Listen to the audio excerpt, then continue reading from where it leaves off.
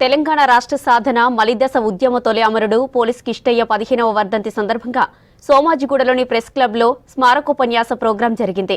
ఈ కార్యక్రమానికి మాజీ తెలంగాణ మీడియా అకాడమీ చైర్మన్ అల్లం నారాయణ, మాజీ టీఎస్పీఎస్సీ చైర్మన్ గంటా చక్రపాణితో పాటు జైళ్ల శాఖ మాజీ ఐజీ నరసింహ ముఖ్య అతిథులుగా పాల్గొన్నారు.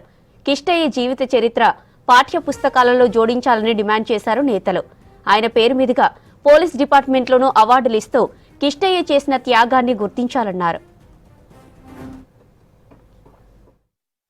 శ్వాస ఊపిరి మొత్తం కూడా తెలంగాణ గురించే జీవించడం. ఆయన ఒకరోజు కాల్చుకున్న విషయం కాదు.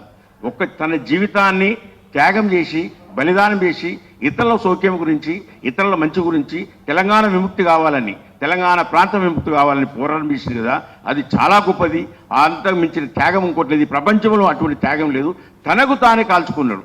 మాకు డిపార్ట్మెంట్లో కూడా డిఎస్పీ నల్లి ఉండే, ఆమె కూడా తన వంతుగా పాత్ర పోషించింది. ఆ రోజుల్లో ఆంధ్ర పెత్తందారికి, ఆంధ్ర పోలీస్ వ్యవస్థలో ఉన్న ఈ పెత్తందారి వ్యవస్థను వ్యతిరేకించి అనేక రకాల ఛార్జ్ మెమోలు తీసుకుంది. ఆమె పోస్టింగ్ ఇవ్వకుండా కూడా రకరకాల మానసిక క్షోభ అనుభవించి ఆమె ఇప్పుడు ఆధ్యాత్మికంగా వెళ్ళిపోయింది. అదొక చట్టం. ఇతను ఏం చేశాడంటే పోలీస్ కిష్టయ్య అనేది ఇవాళ తెలంగాణ విముక్తి కావడానికి ప్రథమ కారణము కార్యకారణ సంబంధం ఉంటుంది. ఒక సమాజంలో కార్యకారణ సంబంధం ఉంటుంది. ఆ కార్యకారణ సంబంధానికి ఈ యొక్క మొదటి కారకుడు ఎవరంటే పోలీస్ కిష్టన్న అమరుడు కాకుండా వచ్చేదేమో రాదు.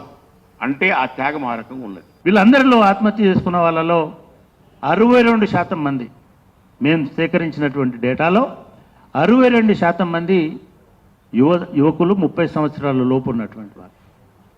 ఇంకొక 18% మంది 40 సంవత్సరాల లోపు ఉన్నటువంటి వాళ్ళు.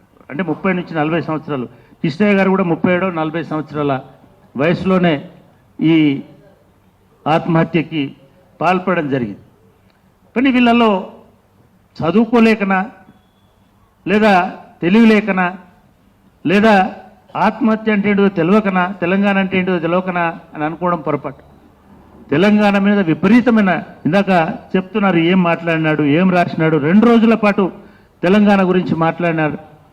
తెలంగాణలో నిజంగా కూడా ప్రతి ఒక్క మనిషి అప్పటికే అంత ఎడ్యుకేషన్, ఎందుకంటే అప్పటికి 10 సంవత్సరాలు, 2009 అంటే 9 సంవత్సరాలు, 10 సంవత్సరాలు, ఇంకా చెప్పాలంటే 15 సంవత్సరాల నుంచి జయశంకర్ గారి నాయకత్వంలోంచి అనేక సార్లు తెలంగాణ చర్చించబడింది.